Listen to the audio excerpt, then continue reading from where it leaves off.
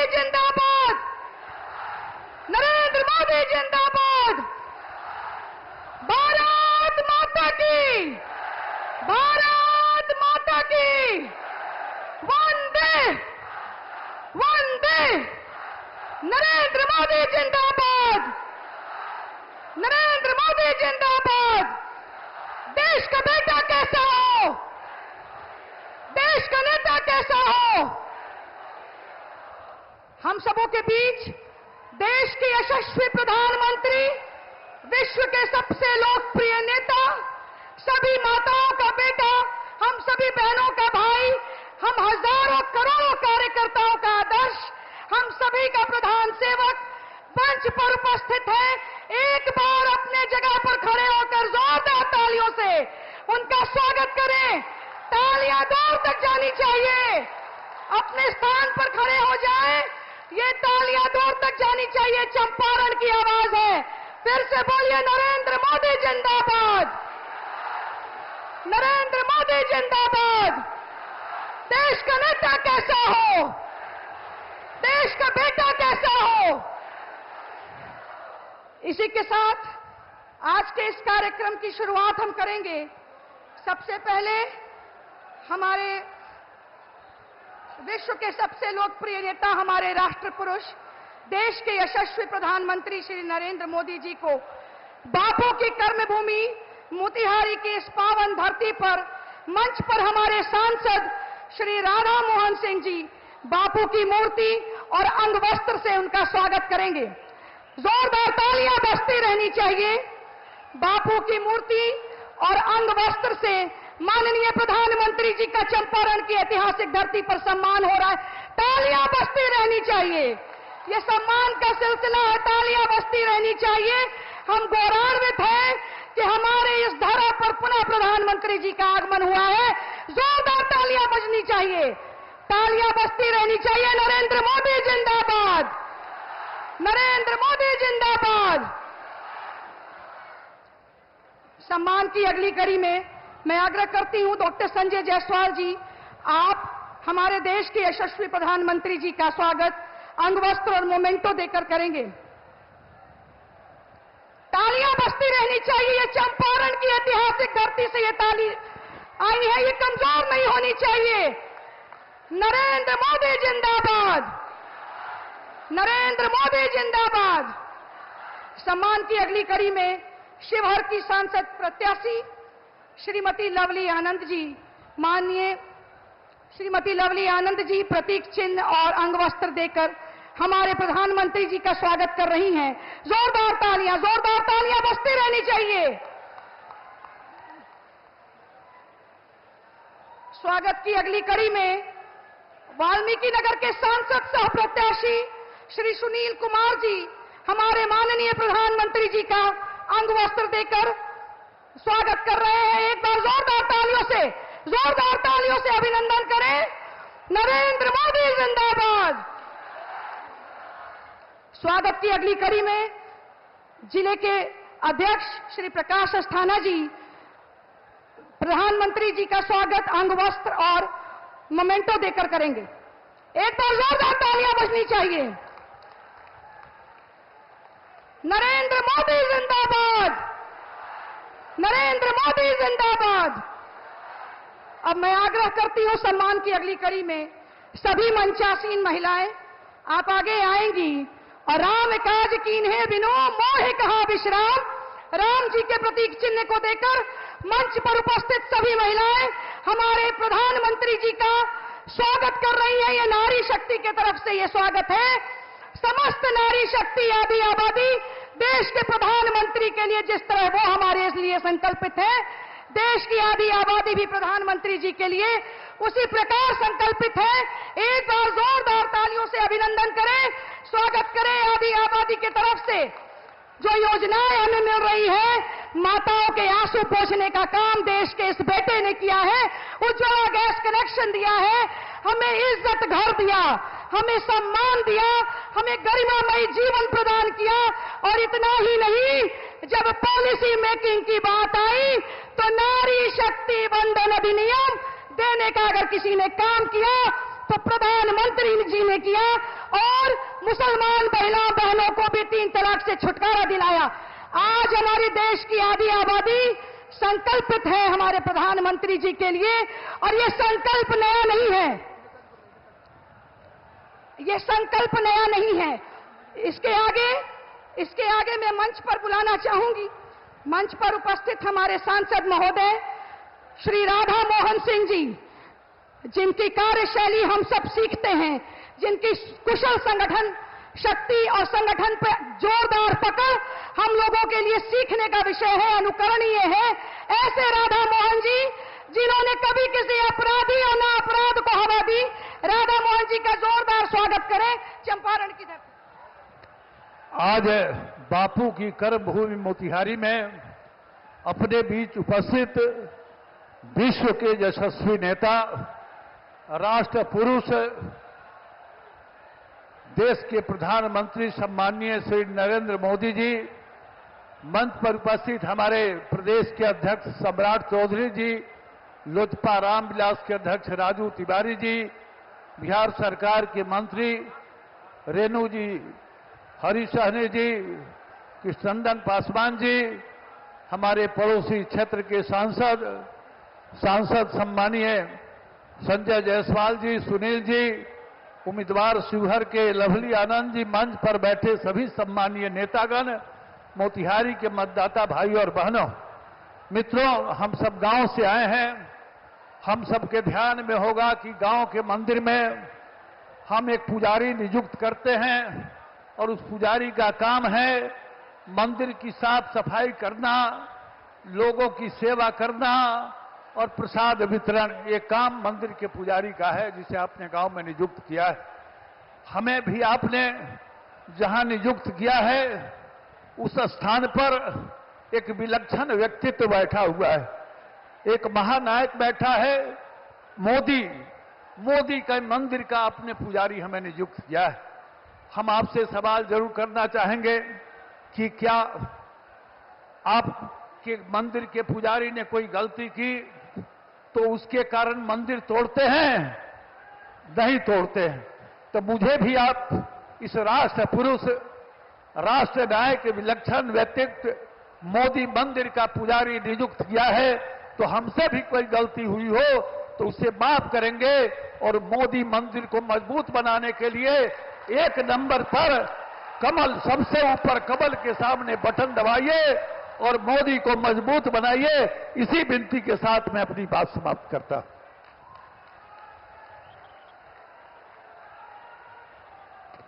इसी के साथ मैं आग्रह करती हूं हमारे बिहार के यशस्वी डिप्टी सीएम सह प्रदेश अध्यक्ष श्री सम्राट चौधरी जी का जोरदार तालियों से स्वागत करें।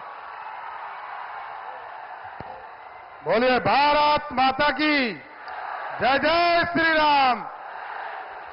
आज दुनिया के सबसे बड़े लोकतंत्र के सबसे बड़े नेता आदरणीय नरेंद्र मोदी जी का मैं इस पावन धरती पर स्वागत करता हूं, चंपारण की पावन धरती पर। और इस मंच पर उपस्थित सभी हमारे जो उम्मीदवार हैं, आदरणीय राधा मोहन सिंह जी, आदरणीय डॉक्टर संजय जायसवाल जी, आदरणीय लवली आनंद जी, आदरणीय सुनील कुमार जी और इस सम्मानित मंच, मैं सिर्फ ये कहना चाहता हूं कि आपने 70 वर्षों के आजादी के बाद 2014 में जब देश के यशस्वी प्रधानमंत्री आदरणीय नरेंद्र मोदी जी को बनाया, साथियों, ये 10 देश बदल रहा है और देश मजबूती के साथ दुनिया में जिसका डंका बज रहा है। हम यही आग्रह करेंगे, जो कमिटमेंट पूरा आदरणीय प्रधानमंत्री जी ने किया है इस देश को विकास की ओर ले जाने का, देश को आगे गरीब कल्याण में आगे बढ़ाने का, हम यही आग्रह करेंगे आज चंपारण की पावन धरती पर कि एक एक वोट 25 तारीख को कमल छाप और तीर छाप के निशान पर देकर फिर से नरेंद्र मोदी की सरकार बनाने का काम कीजिएगा। बहुत बहुत धन्यवाद।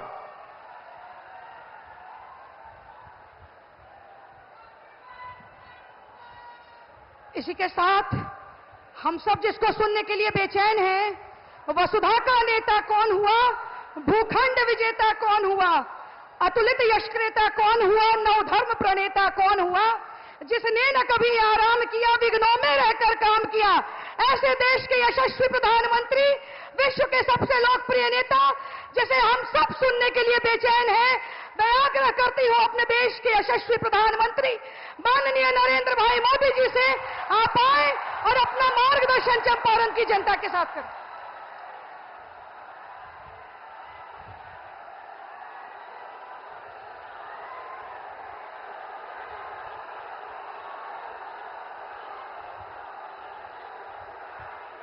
भारत माता की, भारत माता की। रउआ लोगन के हमार प्रणाम पहुंचे।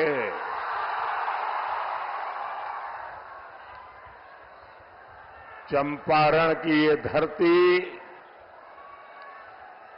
प्रेरणा की धरती है। आपका ये स्नेह, आपका ये उत्साह, ये आशीर्वाद, ये दिखा रहा है कि छठे और सातवें चरण में देश में क्या होने वाला है।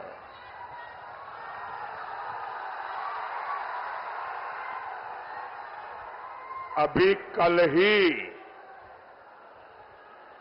पहले 5 चरण का चुनाव पूरा हुआ है। पहले चरण में इंडी गठबंधन पस्त हो गया था। इसके बाद के चरणों में इंडी गठबंधन ध्वस्त हुआ और अब कल जो 5वां चरण हुआ, इंडी गठबंधन पूरी तरह परास्त हो चुका है।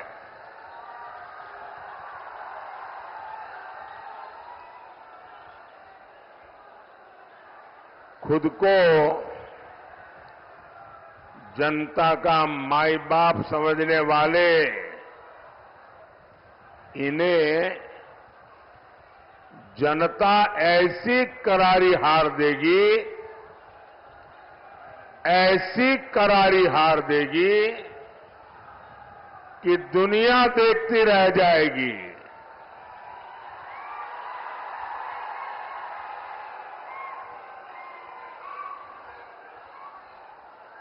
साथियों, 21वीं सदी का भारत इंडी गठबंधन के पापों के साथ आगे नहीं बढ़ सकता।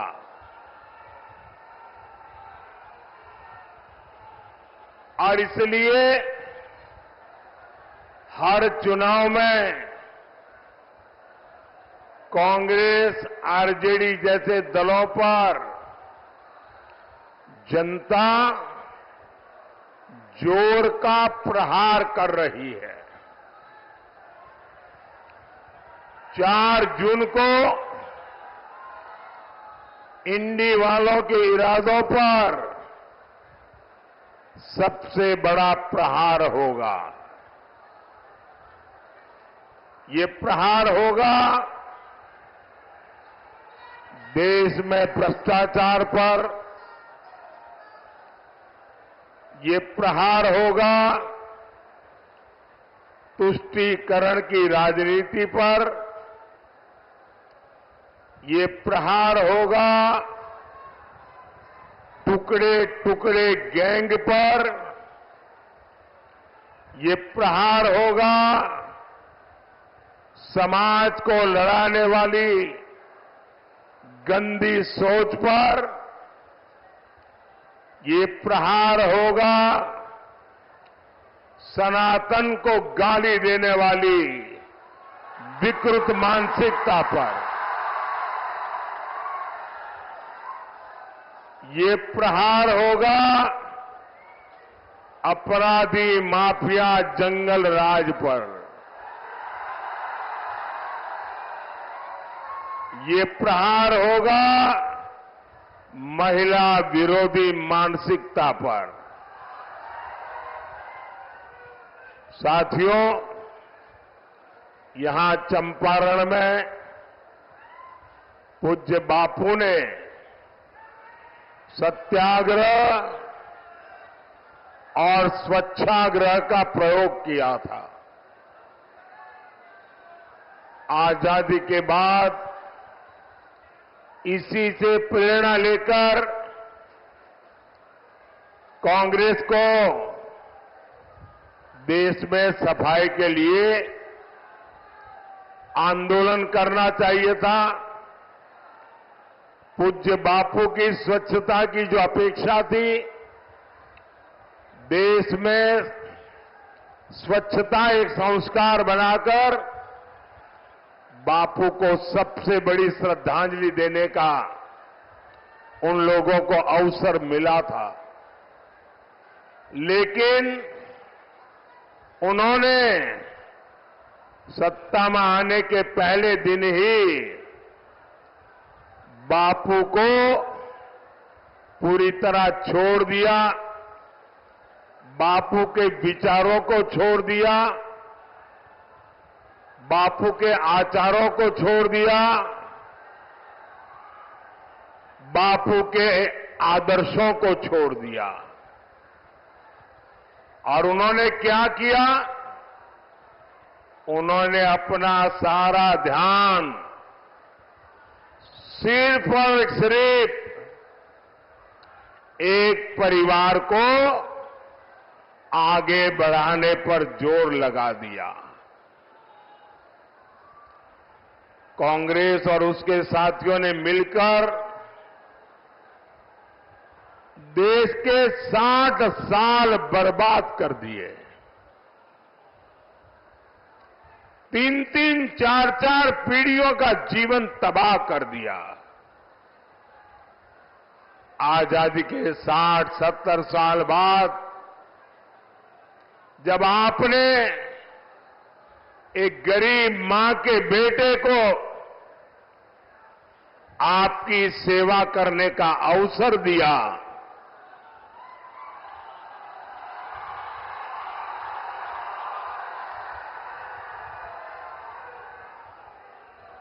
और 60-70 साल बाद जब मोदी आया, तब घर घर शौचालय पहुंचा।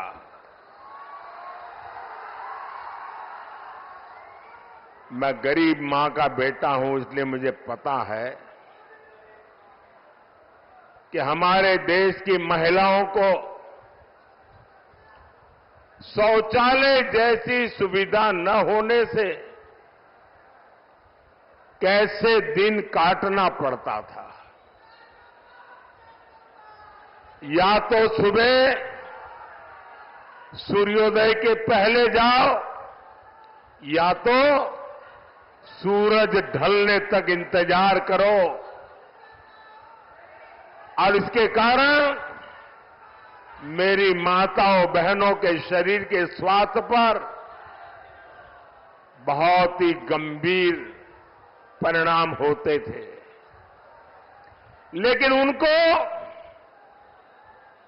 शौचालय की जरूरत गरीब को क्यों है, शौचालय की जरूरत मेरी मां बहन को क्यों है, इसकी समझ तक नहीं थी भाइयों।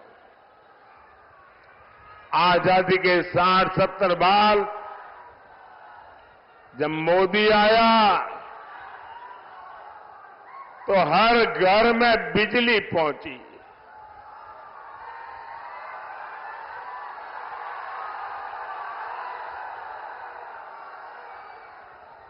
ये मोदी है जिसने हर घर में गैस पहुंचाने का बीड़ा उठाया। ये मोदी है जो हर घर तक नल से जल पहुंचाने के लिए दिन रात मेहनत कर रहा है।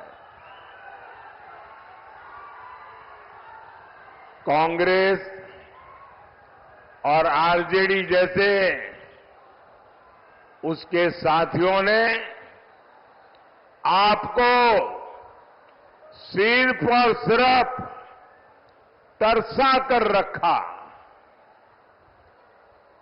गरीब और गरीब होता रहा। इन 60 सालों में इन लोगों ने बड़े बड़े महल बना लिए। स्विस बैंक में अकाउंट खुल गए। आपके पास पेट भरने को अन्न नहीं था। लेकिन इन लोगों को तिजोरी में नोटों की गड्डियों, नोटों के पहाड़, उनकी अलमारियां नोटों से भरी रहती है। आपके बच्चों के पास पढ़ने के लिए स्कूल नहीं था, लेकिन इनके बच्चे विदेशों में जाकर पढ़ते रहे। गरीब परेशानी में था, मुश्किल में था, लेकिन इन्हें कोई फर्क नहीं पड़ता था। साथियों, देश में गरीब की पूछ तब शुरू हुई जब गरीब का ये बेटा प्रधान सेवक के रूप में आपकी सेवा में खपने लगा। पिछले 10 साल में मोदी का बहुत सारा समय पिछली सरकारों के गड्ढे भरने में निकला है। जो काम 10 वर्षों में हुआ है, अब उससे ज्यादा काम अगले 5 साल में होगा। और ये मोदी की गारंटी है।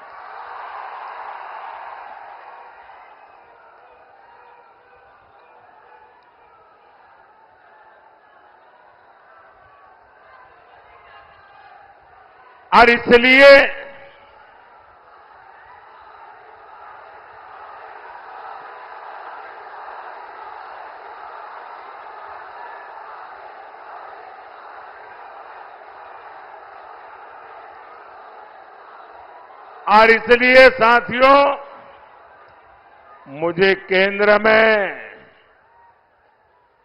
एक बहुत मजबूत सरकार चाहिए।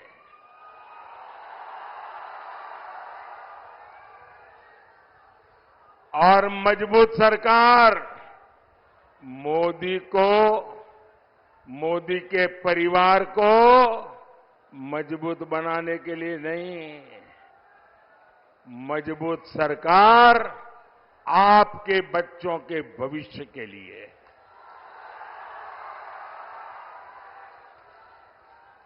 मजबूत सरकार आपके सपनों को पूरा करने के लिए।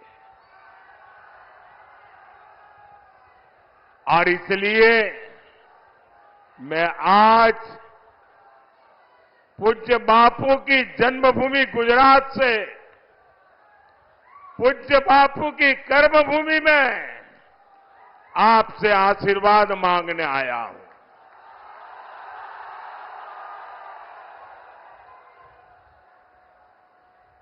साथियों, मैं हिंदुस्तान के कोने कोने में जा रहा हूं। जनता जनार्दन के दर्शन करने के लिए जा रहा हूं।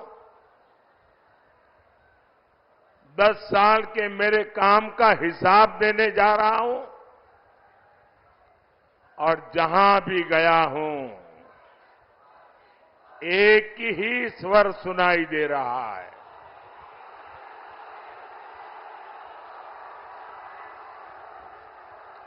एक ही मंत्र सुनाई दे रहा है। एक ही गूंज सुनाई दे रही है। फिर एक बार, फिर एक बार, फिर एक बार, अब की बार, अब की बार 4 जून। भाई और बहनों, जो लोग चांदी का चम्मच लेकर पैदा होते हैं, उन्हें पता नहीं होता मेहनत क्या होती है।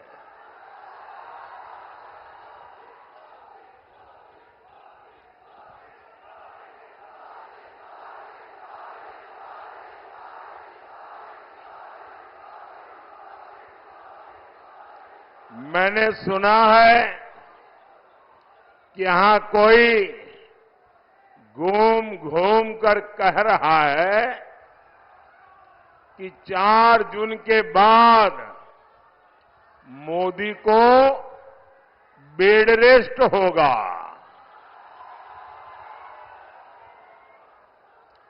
भाइयों बहनों, मैं तो परमात्मा से प्रार्थना करता हूं, मैं तो यही कामना करता हूं, मोदी तो क्या, देश के किसी भी नागरिक के जीवन में बेड रेस की नौबत नहीं आनी चाहिए।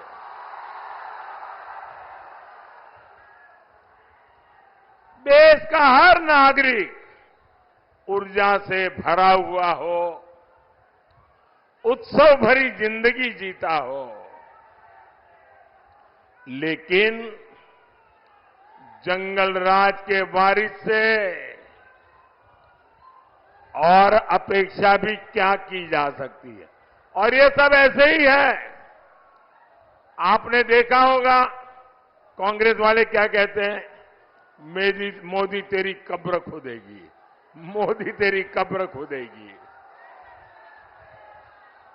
इनका एक काउंटर पार्ट है उत्तर प्रदेश में, और उत्तर प्रदेश का शहजादा क्या कहता है, अब मोदी के आखिरी दिन बनारस में है, इसलिए उन्होंने बनारस में अंतिम गृह की व्यवस्था की है। साथियों, इस चुनाव में इन लोगों के पास मोदी को गाली देने के सिवाय कोई मुद्दा नहीं है। कोई कह रहा है कि मोदी की कब्र खोदेंगे, कोई कह रहा है मोदी को गाड़ देंगे।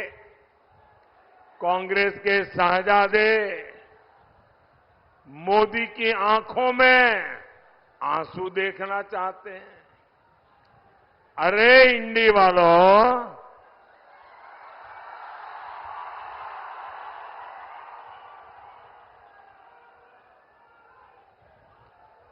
अपनी मनमानी से, आपकी इच्छा से अब देश नहीं चलता। इंडी वालों की आंखों में भले ही मोदी खटकता हो,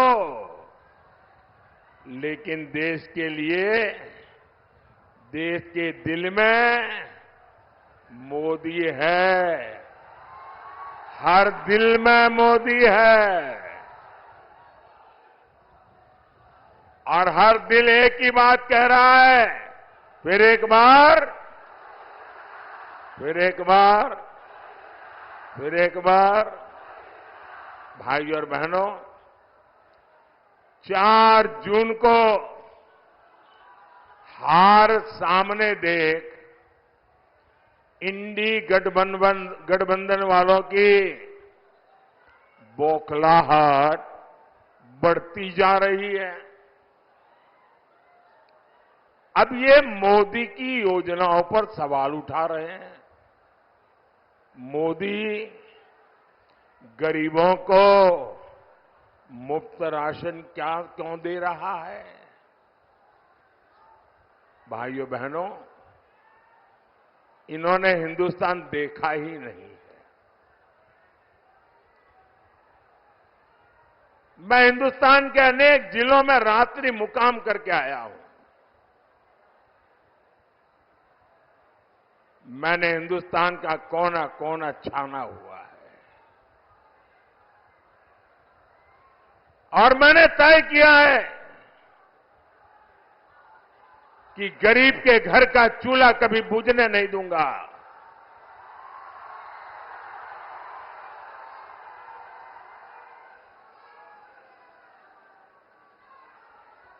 रात को जब बच्चे भूखे पेट सोते हैं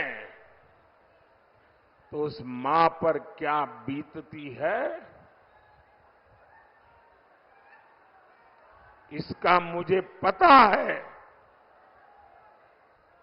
और इसलिए मोदी गरीब को मुफ्त राशन देता है, देता रहेगा।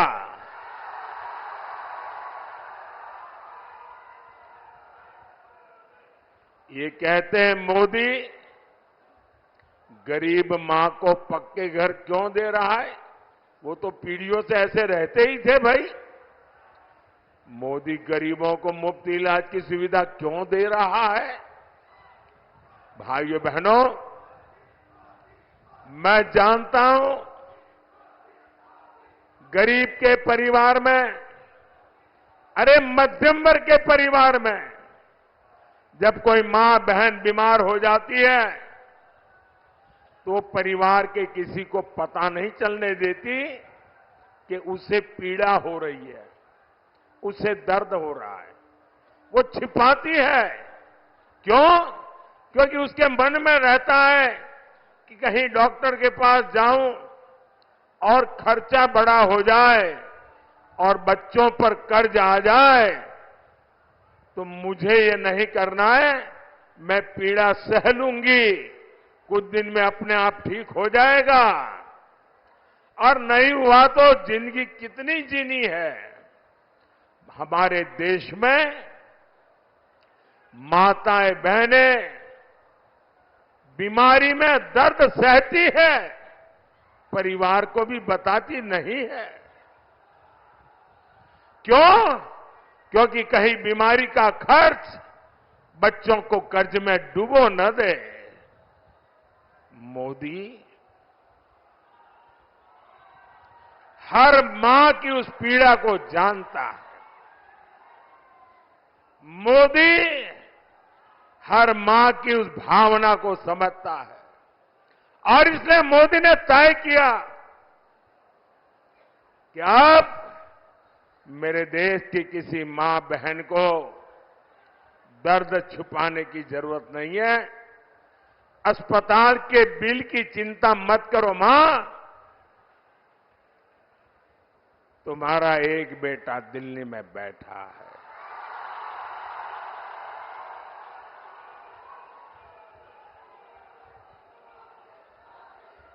अब तुम्हारी बीमारी का खर्च ये तुम्हारा बेटा उठाएगा। अरे भाई, मोदी तो गरीब की सेवा के लिए ही तो पैदा हुआ है। मोदी गरीब के लिए ही तो काम करेगा। भाई और बहनों, जम्मू कश्मीर से आर्टिकल 370 हटाना हो, राम मंदिर का निर्माण हो,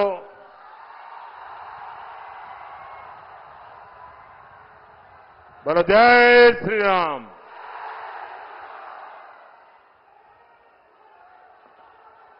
अब ये कैसे लोग हैं प्रभु राम के लला का प्राण प्रतिष्ठा का कार्यक्रम, भव्य राम मंदिर का निर्माण, ये मंदिर वालों ने उनके घर जाकर के निमंत्रण दिया कि आप प्राण प्रतिष्ठा में आइए। उन्होंने निमंत्रण ठुकरा दिया। राम लला के प्राण प्रतिष्ठा का निमंत्रण ठुकरा दिया। ये ऐसे लोग हैं कि एक इंसान जिस पर अदालत ने चोरी करने के गुनाह में सजा की है, जो जेल काट रहा है, बीमारी के कारण घर आने का अवसर मिला है, उसके घर जाकर के बढ़िया बढ़िया खाना पका करके खाने की फुर्सत है, लेकिन राम लला के यहां जाने की फुर्सत नहीं है।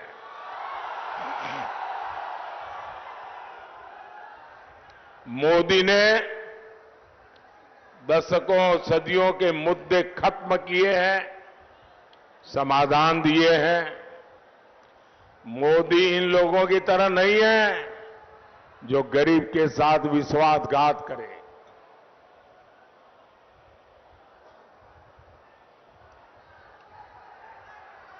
मैं तो जहां जाता हूं अपने काम का रिपोर्ट कार्ड देता हूं। मैं इंडी गठबंधन वालों से पूछता हूं, भैया बताओ, अरे तुम्हारा रिपोर्ट कार्ड क्या है? जो लोग नौकरी के बदले जमीन अपने नाम लिखवा ले, वो युवाओं के बारे में सोच सकते हैं क्या? वो युवाओं का भविष्य बना सकते हैं क्या? जिनके जंगल राज में सिर्फ बम बारूद और कट्टों का कारोबार फला फूला, जिनके जंगल राज में भूमाफियाई फले फूले, जिन्होंने बिहार को अपहरण और फिरौती की इंडस्ट्री दी, जो कभी बिहार बड़ा नहीं कर सकते। नीतीश जी ने जिस मेहनत से बिहार को उन स्थितियों से बाहर निकाला है, वो बहुत सराहनीय है। आज हमारे मित्र सुशील मोदी जी हमारे बीच नहीं है। इतिहास जब अवलोकन करेगा तो नीतीश जी और सुशील जी का नाम जंगल राज को समाप्त करने वालों में गिना जाएगा। साथियों, बिहार ने दशकों तक पलायन का दौर देखा है, लेकिन एनडीए सरकार के प्रयासों से अब पलायन रुक रहा है। बिहार के युवाओं को यहीं पर रोजगार के अवसर मिल रहे हैं। आप मुझे बताइए, चंपारण में केंद्रीय विश्वविद्यालय बना है, खेती के लिए रिसर्च सेंटर बना है, सरदार पटेल सहकारी प्रशिक्षण संस्थान बना है, सिलेंडर का प्लांट लगा है, इफको बाजार बने हैं। ये सब कुछ क्या आपने आप चल रहे हैं क्या? इनमें रोजगार नहीं मिला क्या? यहां इतना बड़ा डेयरी प्लांट बना है, इससे हजारों पशुपालकों, माताओं बहनों की आय बढ़ी है। इस पर किसी को रोजगार नहीं मिला है क्या? ये जो पुल बन रहे हैं, हाईवे बन रहे हैं, रेलवे स्टेशन आधुनिक हो रहे हैं, ये बिना किसी को रोजगार दिए बन रहे हैं क्या? क्या जादुई चिराग से बनते हैं क्या? भाइयों बहनों, जंगलराज वालों ने आजकल आरक्षण का और संविधान पर दिन रात जोर जोर से झूठ बोलने का एक बड़ा अभियान चलाया है। सच्चाई ये है कि बाबा साहब आंबेडकर न होते तो नेहरू जी एससी एसटी को आरक्षण नहीं मिलने देते। उन्होंने तो मुख्यमंत्रियों को चिट्ठी लिख करके विरोध किया था, नेहरू जी ने। नेहरू जी से लेकर राजीव गांधी तक इस परिवार के जितने प्रधानमंत्री हुए, सबने ओबीसी आरक्षण का विरोध किया।